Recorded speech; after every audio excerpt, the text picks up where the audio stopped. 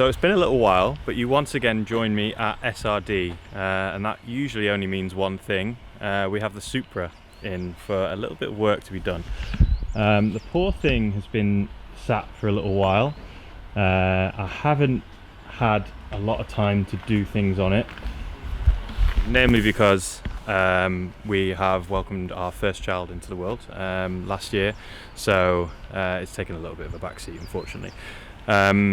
But all is good, so we're just going to bring it into SRD now and get a load of stuff sorted out that I needed sorting out. So I'm just going to go have a quick chat with Ash and run through everything that needs doing on the car. There is quite a long list, so hopefully Ash is going to be able to do a little bit of videos on the car whilst it's here. I'll leave it with them for a little while. He's just going to document the process of what's going on with the car, and obviously I'll be able to drop those videos in after we spoke, and then yeah, we'll do a little recap with Ash on what's going on with the Supra. Right, so I've got Ash here and we're just going to have a quick little run through the car. It's been a while, hasn't it, mate? It's been a little while. It's been a little while. Thank you very much for taking the time to look through the car with me. That's all right. You're welcome, bud. Basically, it's been sat. It's naughty me. It's been sat for a little while. This poor thing. You can see a little bit of moss and things growing in it. I did give it a clean a couple of times, but yeah, it could be better. The main thing that I need doing is this dastardly aircon heating system. You've had no heating, have you, in your car for how long? How long has it been? Literally, it's been. I've had the car for coming up on 10 years. It's the 10th year of ownership. And you've had no heating in it. And I've had no heating in it. Yeah. No misters, no demisters. No, literally. The previous owner, he was a mechanic. Yep. Lived out in Colchester way, and he wasn't able to sort it either. So a little bit nervous as to what's going to be wrong with it. What I've done is I've replaced. There's a little thermistor, like a temperature sensor inside the car. I've replaced that. I've replaced the blower motor relay. Yes. I've replaced the actual control panel unit in there. The AC. Yeah.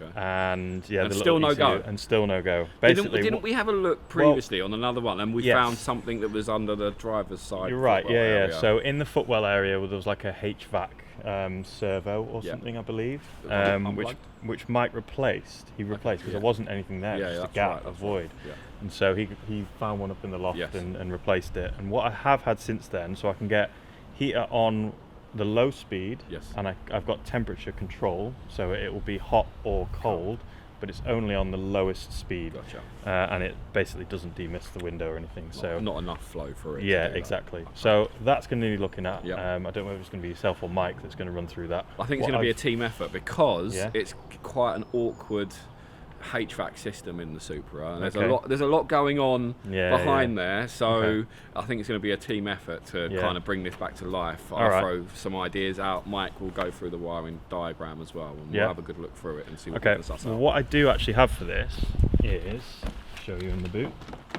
So last time we had a look at it, basically there was a huge mess of wires behind the dash.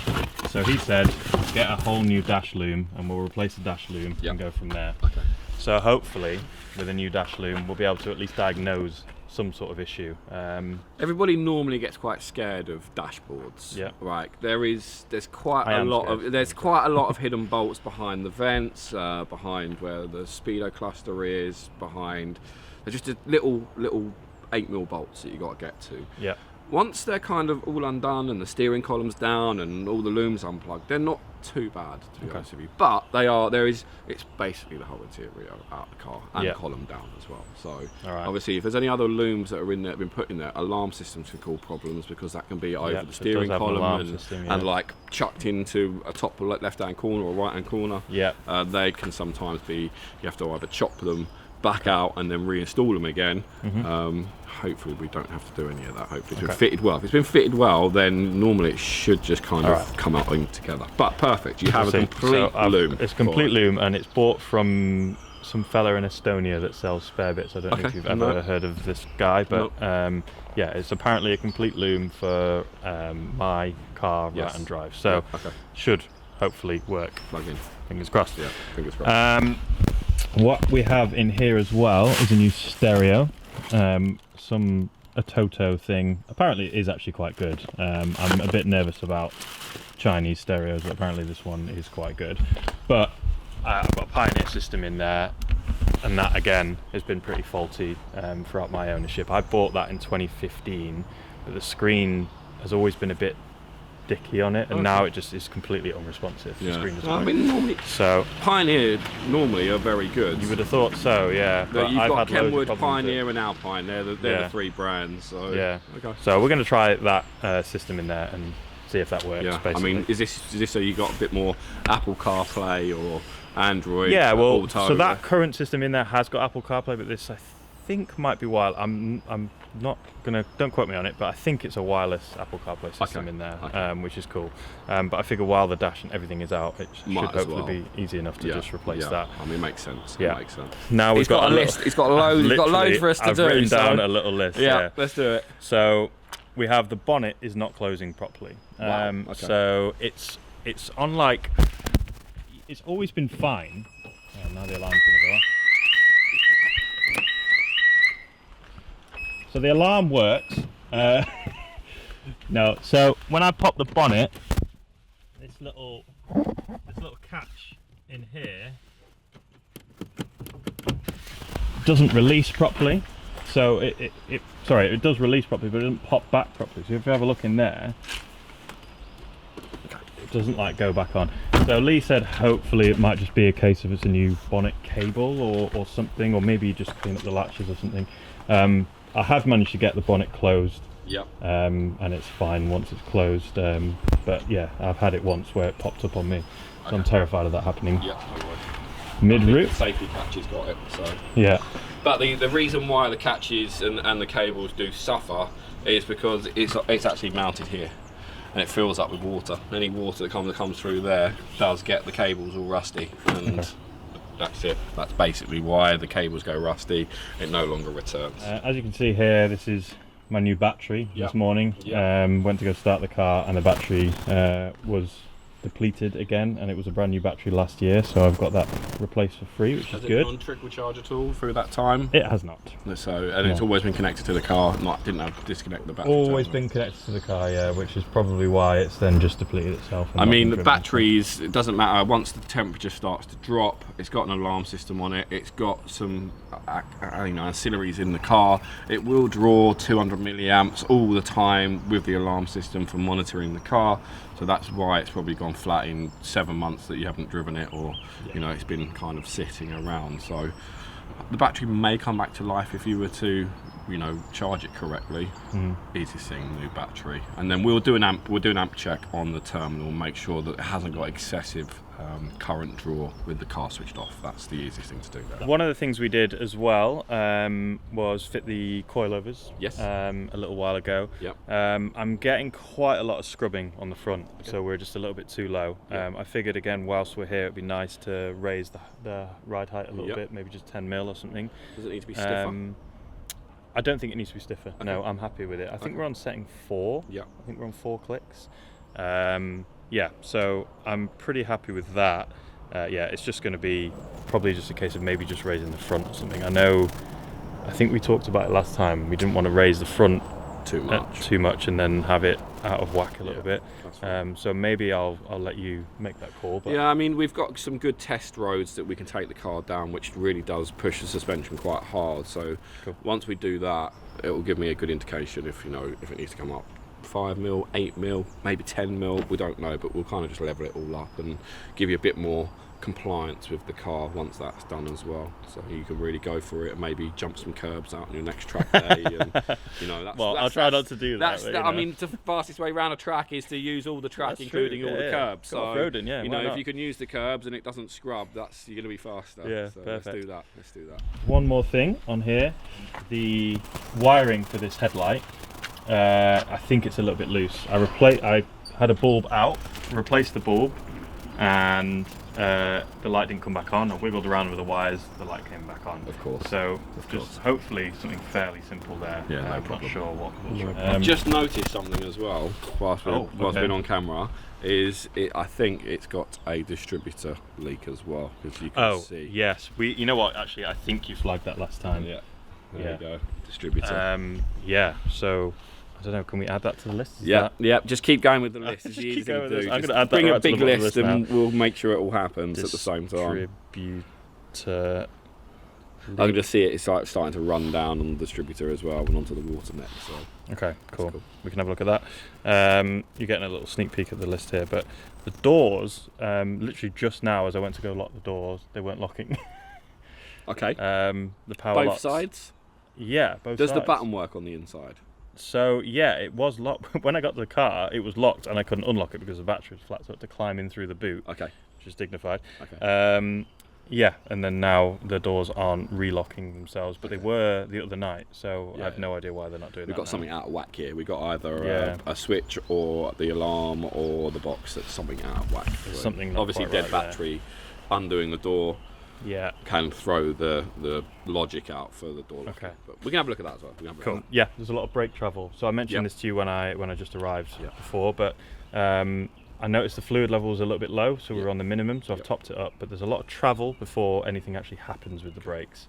The brakes themselves, maybe they're a little bit spongy, but I'm coming from the Evo 10, and actually my missus has just got a new car. She's got a Volvo XC40, which you tap the brakes and you go through the windscreen. So maybe I'm comparing it and being a little unfair. But there is something else we need to talk about, because this car is running ITBs, that we're using a vacuum pump for the servo assisting. Correct, so the pump, that's the devil there. Yeah, the pump will obviously pour vacuum pretty much all the time whilst the car's running, but we can make some tweaks for braking travel. If once the brakes are all bled up and they're all good, is this K-Sports now? Yes, K-Sports on the front, so standard on the rear. So we've got more actual fluid movement that needs to happen in the K-Sports because we've got more pistons and a larger brake caliper. So what we can do, which is something that I actually only found out, I've been working on Toyota Supras for 20 years and I actually found this out like a month ago, is there's two rod length adjustments on the servo system. There is one for the brake pedal to the first stage of the servo, and there is an internal one from inside the servo to the master cylinder. So we can tweak that adjustment there, and that will make the pedal come up and also be a bit sharper to start off with. Amazing. So, there you go. That's why it comes that's handy, isn't it? But 20 years and I still learn something new with these. But that's going to be a good test, because big calipers do need more fluid movement, so we can make that better as well. Well, fingers crossed, we make that better as well. All right, and then the only other thing was just a general service, because it's not had one for maybe a year and a half, I think, something like that. I think it's been a little bit, Okay. Barely been driven anyway, but Well, we'll give it a good go over for you. If there's anything else that we spot, we'll just file you a message with a WhatsApp video or a picture, and you can say yes, go ahead, or no, it doesn't need doing until next time. But sweet. Anything that we can do quickly, we'll do it, and if not, have to come back for another time, another sitting basically. All right. But we're looking forward to doing the HVAC system. Really, really looking forward to that one.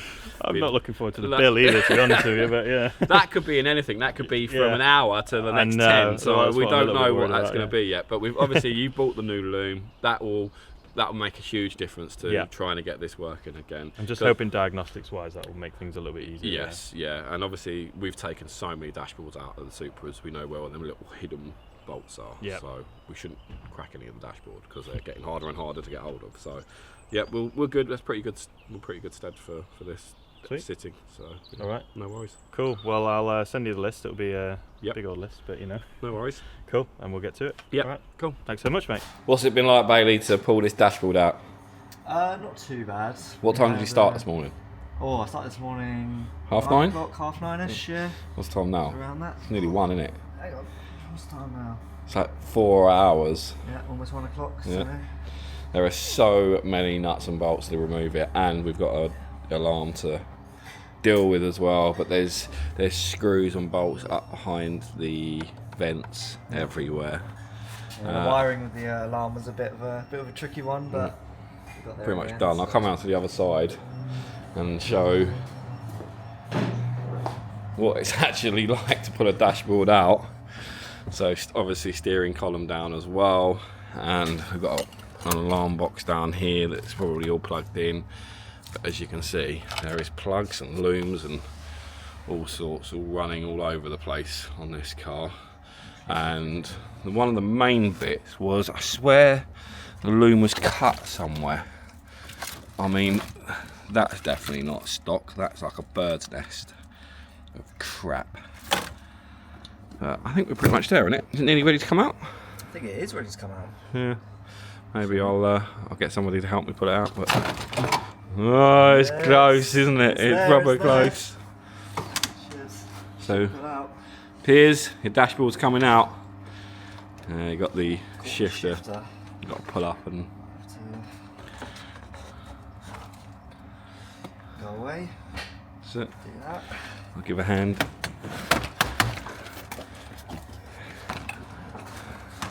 Anything else attached? Oh, caught on wire there. I think we're out. Almost. Almost out. Wiring and. We'll make some space and then we'll get it all the way out of the car, and then we can replace the dash loom. So we're actually going to be replacing the whole loom that runs across the dashboard all the way over to their central lock-in, and all of the air conditioning stuff as well, because we need to work out why this HVAC system no longer works.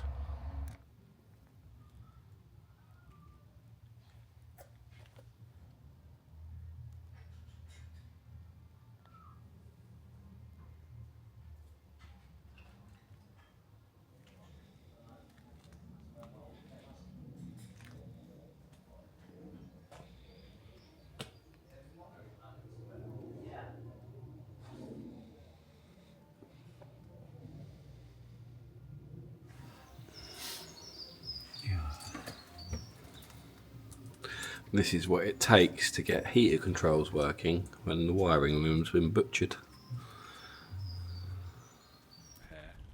Yeah, mate, yeah. You know what? I got a comment in one of my videos saying, "You're going bald." That's literally all it said. I was like, oh, okay. It's probably true. I've been going bald for like the last 10 years, so don't worry about it, mate. You're all good. Yeah. So thanks for that comment. Anyway, yeah, we're here at SRD once again. It's been not a lot of time in video time, but it's been about 4 weeks or so, 3-4 weeks, I think. It's got to be 3-4 weeks. Where these guys have been doing some incredible work on the car. So Ash, do you want to just run us through what we've been doing? Your car's alive again. It's alive again. So one of the main things was changing all the dash loom on the car because none of the HVAC system worked. I've done some videoing for you guys to see as well. Yeah, so which we're very much thankful for. No Thank worries. you for So that. yeah, complete dashboard out, HVAC, ECUs, alarm systems, aftermarket wiring. That's kind of integrated to the original wiring of the car. So all had to come out and then back in again. You said it had a long brake pedal, and we found that as well. I only found that out on the morning I left, actually. Yeah. Literally, as I was pulling out of the driveway, the pedal went almost through to the floor, and I was like, that doesn't feel right. And that was actually a line that runs front to back of the car for the rear brake cylinder. Yeah. So that's been replaced, new line. What else? We talked about distributor leak, oil leak. Yep, that's you spotted sorted. that. You spotted that last time, actually, and flagged it, and then I had not done anything about that. No. So yeah, thank you for sorting that. So less oil in the bay or anything like that, no fire risk. That's one of them.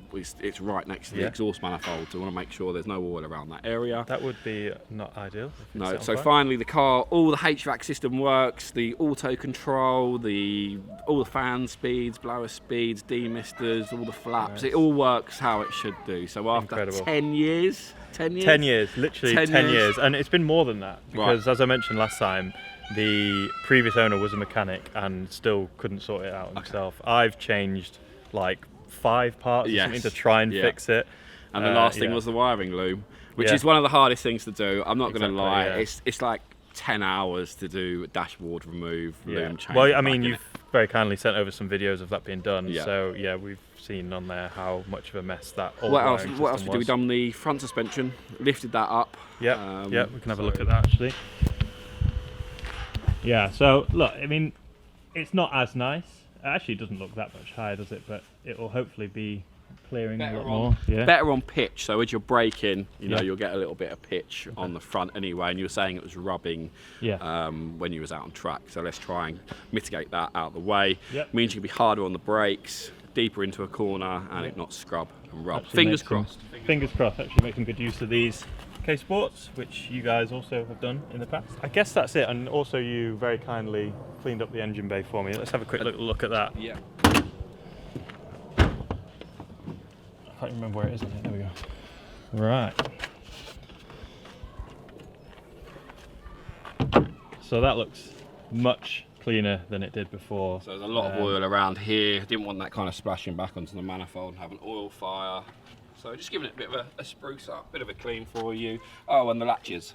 Oh, yes. Latches, cables, and all of that as well has been sorted because the bonnet never shut. It would be kind of shut, and you think it'd be shut, and then you drive down the road, and the bonnet would just pop up, and then you'd have one latch. It was only one latch on the safety holding the bonnet in. So yeah, well, again, I sort of mentioned this before we actually started filming, but I have had problems with the bonnet for a little while, and it's just something I just assumed was like a quirk of the car, and I tried adjusting it on the you know, the little rubber bungs down here and things, but never quite got it right. No. And it probably was just that the it catches needs new latches. Yeah. I mean, they do wear on here.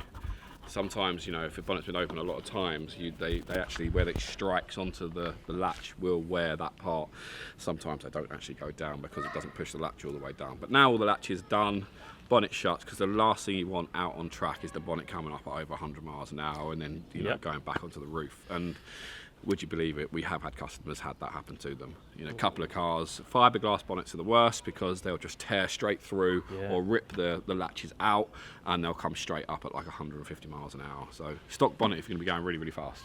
Other than that, I think you're all good. Wow, yeah, so there was only two things that we weren't able to do, right? So I say we, I mean it's these guys have done all the work, but the two things that we weren't able to do, one of them was the air conditioning lines. Air conditioning lines, so ideally, they're corroded, right? Yeah, ideally it's going to need some new AC lines, and they're pretty rare to find good quality AC lines. You can't really buy them new, so it's a problem. There are some aftermarket remanufactured lines and components for the car, but it's quite a lot of money to do it as well. So I need to sort of weigh that one up, whether that's worth doing or not. I mean, I've managed 10 years without even the blower working, so probably can last a little bit now longer. You can without demist your screen, but in the summertime you're going to be sweating your balls off. So maybe in the future we can find some lines. Well, and you know what? When Rhea and I, my girlfriend, went for a trip to France once in this car, we went to Paris, and it was like 30 odd degrees. It was tough, but what we were doing was like cupping our hands out of the window to cup air towards us as we're driving down the motorway. Maybe it's just a bit of that. Yeah, I mean, but you know, I'm really pleased how it's all turned out. The car is a really good car. I want to see it out on track again. So yeah. I mean, that's the plan. Yeah. Get a load more footage. Go beat it around track. Yeah. Give us your feedback on suspension height. Definitely. And you can demist your windows in the morning. Amazing, yeah. Oh yeah, and the only other thing we weren't able to do was the stereo. Yep. So I went cheap and I bought like a Chinese. Altio? A Toto. Oh, yeah. It was a Chinese stereo. I don't know why I thought I'd go cheap, and it had I think it has like wireless CarPlay and stuff. Yeah, it had quite a lot of features. Yeah, a lot of features. And I'm going to tell you something now. Mike in the iGo over there has got the exact same stereo. Yeah. No way. When we were taking it out, I was like, I've seen this before. Like, wait, what? Oh, it's Mike's stereo. It's high quality. But it doesn't fit. No. So double din in a Supra, you need to normally take the bezels off to get them to go through the dashboard. This one was just too big, and there's no way I'm going to cut original OEM dash panels. No, absolutely not. So put a stereo that's in probably as worth good as the Atoto was. Yeah. So I might need to get a new stereo. But they're the only two Pioneer, things. Alpine, you know, normal brands. I'll have a look around. Cool. Double din, it'll be good. Amazing. Right, well, thank you so much. I've taken enough of your time. No worries. Much appreciated. You're welcome. Hopefully all good. I'll let you know in the drive home if anything goes wrong. But No, I'm sure it'll be absolutely sorted. And come pay your bill. Oh yeah, I've got to pay the bill now. Let's do that. Yeah. Cheers. All right. Thanks for watching, everyone.